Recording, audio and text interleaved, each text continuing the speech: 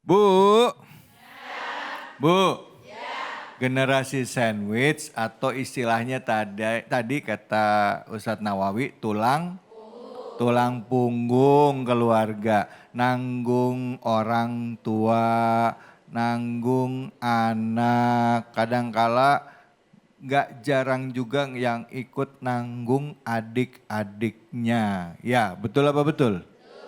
Ada yang kayak begitu? Banyak. Banyak yang kayak begitu. Cuman tinggal hari ini kita memaknainya kalau ngalamin seperti itu gimana caranya supaya bisa jadi ikhlas. Supaya bisa ridho. Kali hari ini ada yang pengen curhat, pengen cerita, pengen berbagi, silahkan. Ada yang mau? Silahkan. Ada. Angkat tangannya. Tuh 2, 3, 4. Ibu aja deh yang di depan. Silahkan Ibu. Mic-nya dipegang Ibu. Silakan nama Ibu dan silakan curhatannya apa. Assalamualaikum warahmatullahi wabarakatuh. Waalaikumsalam warahmatullahi wabarakatuh. Nama saya Ibu Sena. Saya dari Majelis Taklim Muslimah As-Sidik. Saya mau bertanya, Pak Ustadz, gimana kalau anak mementingkan orang lain daripada mementingkan ibunya sendiri? Gitu. Emang Ibu ngalamin kayak begitu? Ada cerita kayak begitu? Ada sih, ada. Ada yang kayak gitu? Kadang ada tetangga yang curhat gitu. Jadi curhatnya tuh gimana Ibu? Iya. Misalnya? Iya, kesannya mah dia kok anak saya malah mementingkan orang lain ya daripada ibunya gitu. Oh gitu, maksudnya orang lain siapa ini Bu yang Seperti dipenting? temannya dia berhura-hura di luar makan-makan, sedangkan orang tuanya di rumah Hidupnya nggak susah. ditawarin lah gitu kata Sundanya ya. Oh gitu, jadi nih anak punya uang ya, malah ngabis-ngabisin uangnya buat Poya-poya di rumah. ngikutin gaya hidup ya. Iya. Sedangkan nih anak tinggalnya masih sama orang tua atau udah nikah anaknya? Udah Udah berkeluarga, oh gitu. Ini curhatan orang tua nih, ya Bu ya, betul. Ada anak hidupnya kesannya glamor, rezeki berlimpah tapi orang tuanya hidupnya susah. Sampai orang tuanya ngeluh sama tetangga, mungkin ngomong kali Bu ya. Ini anak giliran dimintain uang susah banget. Tapi kalau ngeliat di Instagramnya, media sosialnya tiap hari kerjaannya makan di kafe mulu. Betul apa betul? Betul Pak. Kerjaannya jalan-jalan melulu, beli baju melulu. Ada yang kayak begitu ada? Ada. Mana orangnya? Nah kira-kira Ustadz, nah yang tadi disampaikan sama Ibu, yang tadi curhatan itu mungkin juga curhatan pemirsa juga ya. Iya. Anak hidup berlebih tapi orang tuanya hidupnya susah. Kira-kira Ustadz menanggapi hati ibu yang sedang sedih ini atau orang tua yang merasakan hal seperti ini. Pertama ke orang tuanya gimana nyikapinnya? Terus kedua ke anak-anaknya yang saat ini mungkin gaya hidupnya mewah ya, tapi enggak atau mungkin dilupakan atau lupa sama orang tuanya, gimana cara ngingetinnya? Silakan Ustadz Jumaruddin, fadhol. Ya, pertanyaan yang sangat bagus Bu Seni ya. Sena. Ibu Sena sama Sena. Seni beda-beda tim. Beda sama doang ya. Mana sini kan gitu. Bisa aja Ustadz. Ya. Yang menarik ya, tadi kita membahas surat Luqman ya. Tidak ada ayat di dalam Al-Quran yang menyuruh orang tua menyayangi anak, tidak ada. Cari coba. Orang tua menyayangi anak Tidak ada di dalam Al-Quran. gak ada. Gak ada. Oke, iya. Karena itu naluri. Jadi gak perlu disuruh pun Iya, udah pasti sayang sama anak. betul. Bahkan hewan pun demikian. Iya betul. Dan level terendah seorang ayah atau ibu pasti menyayangi anaknya walaupun gak sekolah sekalipun. Karena itu adalah naluri. Adapun anak kepada orang tua perintahnya jelas. Subhanallah. Maka ketika kita bisa membuat anak itu berbakti, itu bagian dari prestasi kita Bu. Bagian dari hasil didikan kita. Sebagai seorang tua sikapnya yang pertama ya kita pertama introspeksi sebagai orang tua. Karena kita bisa memberi makan, bisa memberi minum, tapi kita tidak bisa memberikan pendidikan yang baik kepada anak. Masya Allah. Akhlak yang baik. Kadang-kadang kita berbicara tentang nafkah kepada anak itu cuma nafkah lahiriah begitu. Tapi nafkah berupa akhlak yang mulia. Itu juga nafkah, ilmu yang harus kita berikan kepada anak kita. Akhlak yang harus kita berikan. Nah, maka inilah rahasia kenapa di ayat 13 perintahnya berbuat baik untuk kedua orang tuanya, tapi yang disebut ibu loh. Wa wassaynal insana biwalidayhi. Ya. Kami perintahkan kepada manusia berbuat baik kepada kedua orang tuanya. Tapi yang diceritakan bukan ayah, tapi ibu. Hamalathu ummuhu wahnan ala wahni, mengandung lemah di atas lemah, menyusuinya. Jadi yang diceritakan ibu, ayah tidak. Kenapa ayah tidak? Karena ayah kelihatan mau jajan minta sama ayah tuh. Ayahnya kelihatan mau pergi kerja, ayah kerja. Semuanya ayah.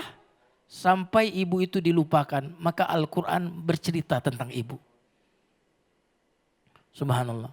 Nah karena itu bagaimana sikap anak seharusnya kepada ibu.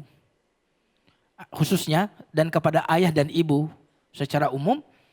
Maka ayah dan ibu itu harus menjadi prioritas kita. Makanya di ayat surat Luqman ini setelah perintah berbakti kepada Allah, berbakti kepada kedua orang tua. Itu berarti pengelompokannya, itu pengelompokan kepada kebaikan papan atas. Mentauhidkan Allah dan berbakti kepada kedua orang tua. Berarti kalau sebaliknya dosa papan atas. Apa kalau tidak mentauhidkan Allah? Syirik. Kalau tidak berbakti kepada orang tua apa? Durhaka. Berarti durhaka kepada kedua orang tua dikelompokkan kepada dosa-dosa syirik. Termasuk dosa besar berarti itu. Berarti dosa besar, dosa papan atas. Ya. Kalau dia berbakti, berarti berbakti ibadah papan atas, ibadah dalam kategori ibadah besar. Masya Itu, Allah. Baik Ustaz. Silakan Ustaz Nawawi. Baik, saya kira apa yang disampaikan guru kita sangat-sangat bermanfaat untuk kita yang mendengarkan. Saya yakin tadi sudah sangat lengkap apa yang beliau sampaikan. Sedikit menambahkan bahwa sebagaimana yang disampaikan oleh Nabi, menulida lahu waladun, ketika orang tua telah dikaruniai seorang anak, maka tugas orang tua salah satu di antaranya adalah falyuhsin adabahu. Bagaimana caranya membaguskan, memperbaiki akhlaknya, adabnya, agar kemudian anak tersebut dapat berbakti kepada kedua orang tuanya. Jadi kalau kemudian ada anak yang lebih mentingin orang lain dibandingkan mentingin orang tuanya, apa yang tadi disampaikan guru kita betul. Kita introspeksi diri kita, tidak hanya sekedar nafkah secara lahiriah, tapi juga kita bisa betul-betul mendidiknya agar anak-anak tersebut dapat berbakti kepada orang tua. Begitu Ustaz David.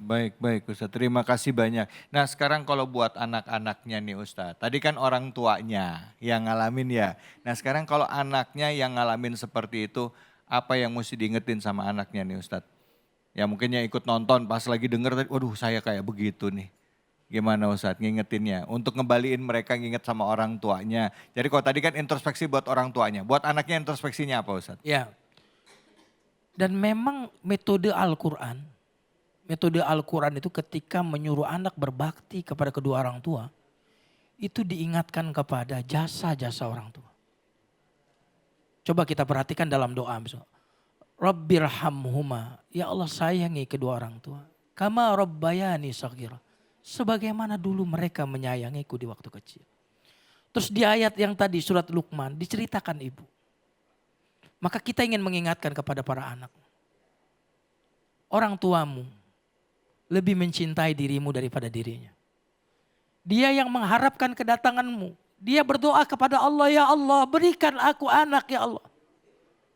Karena itulah ketika seorang ibu hamil lalu dicek. Mohon maaf ini. Marah dia.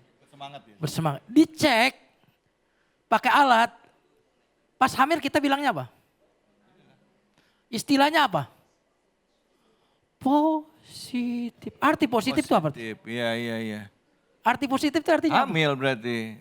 Positif itu kan sesuatu kegembiraan, sesuatu yang baik. Iya.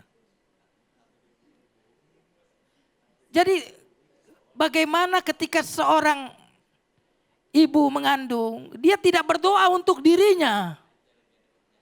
Tapi dia berdoa untuk anaknya. Ayahnya pun mungkin tidak berdoa untuk istrinya, tapi berdoa untuk anak. Dan ketika dia sudah punya anak, cita-citanya pun berubah. Dia hanya pengen cita-citanya anaknya sukses. Jadi ketika kita mengingat kebaikan-kebaikan ayah ibu kita, maka disitulah akan tumbuh bakti. Ya. Saya ingin sampaikan satu kata. Ya. Di dunia ini tidak ada orang yang menginginkan ada orang lebih baik dari dirinya. Tidak ada. Ya. Kecuali orang tua. Hanya orang tua yang menginginkan anaknya lebih hebat, lebih baik. Daripada dari orang tuanya. dirinya. Ingat itu dan Al-Quran mengajarkan kita untuk mengingat kebaikan orang. Masya Allah. Alhamdulillah. Bu. Bu. Udah kejawab belum? Bu. Jangan sedih. Ya, kalau anak kayak gitu doain semoga hatinya itu anak lembut. Amin ya robbal alamin. Nggak usah juga diomongin sama tetangga. Ya, anak saya nggak datang. Udah, Bismillah, insya Allah. Ya Bu ya, Bu. Ya, yang buat anaknya ngingetin nih. Nih acara ini ngingetin kita semua. Silahkan ada yang mau bertanya, angkat tangan. Wah, yang mana nih? Silakan Ibu ya.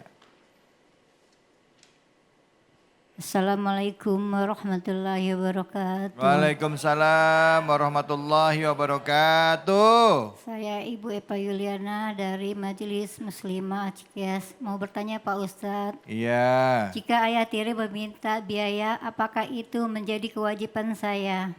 Assalamualaikum warahmatullahi wabarakatuh. Waalaikumsalam warahmatullahi wabarakatuh. Kalau ada ibu minta biaya, ya apakah ayah tiri? Oh, ada ayah tiri minta jadi tanggung jawab saya bukan? Kan ayah tiri, iya kan? Minta bantuan. Silahkan. Mungkin Ustaz Nawawi, Fadol, Ustaz Nawawi, Fadol. Oh, saya ya, Ustaz Nawawi dulu, habis itu baru. Oh, MC minta Ustaz Nawawi dulu baru ntar Ustaz. Ya, saya kira di sini saya makmuman biar guru kita yang menyampaikan. Oh Saya iya. juga mendengar. Ini namanya adab ulama ini. Subhanallah. Silakan Kiai Ya. Fadal Kiai. Kalau ayah tiri, tentu kita tidak punya kewajiban menafkahi ayah tiri. Sama sekali tidak punya kewajiban. Jadi dia lebih kepada berbuat baik secara umum. Ya karena dia adalah suami bagi ibu kita. Artinya kita tidak masuk dalam dosa besar ketika kita tidak membiayai ayah tiri kita itu.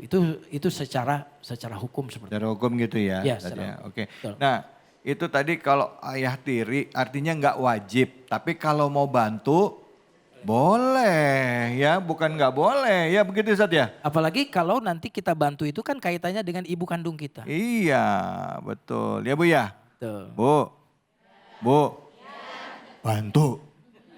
Medit amat.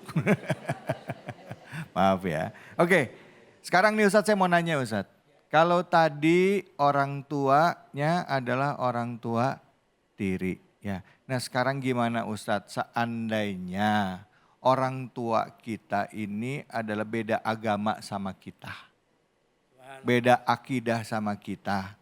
Saya ini misalnya mu'alaf ya, ada orang mu'alaf, orang tuanya beda agama. Minta bantuan sama kita, susah. Wajib nggak kita bantu di dalam Islam? Silahkan Ustaz Fadl. Saya melulu ini. Saya di sini sebagai murid beliau. Itu mestinya ini. Subhanallah. Silahkan saja Baru. Ya, yang menarik ada di ayat yang mestinya beliau yang menjawab ini di ayat 15 itu. Ya. Wa in jahadaka ala an tusyrika bi ma laysa laka bihi ilm fala tuti'huma. Yang menarik adalah wa sahibhuma. Ada sahabati. Perlakukan orang tua kalian itu sebagai sahabat jika dia tidak seagama. Fid dunia. Yang menarik gini. Fid dunia dalam urusan dunia. Masya Allah. Itu jelas dalam Al-Quran. Ya. Yang tidak boleh diikuti, ditaati, kita berbakti dalam soal agama tidak boleh. Dalam soal urusan ritual ibadah. Ya, dalam soal syirik tadi karena Syirik ada kaitan. tadi. Iya. Tapi dalam soal dunia, maka agama kita mengatakan ma'rufa. Lihat bagaimana toleransi di dalam Islam. Allah. Ayat ini ayat tentang toleransi di mana seorang anak diwajibkan berbakti kepada orang tuanya dalam urusan dunia meskipun orang tuanya itu kafir, meskipun orang tuanya itu tidak seagama.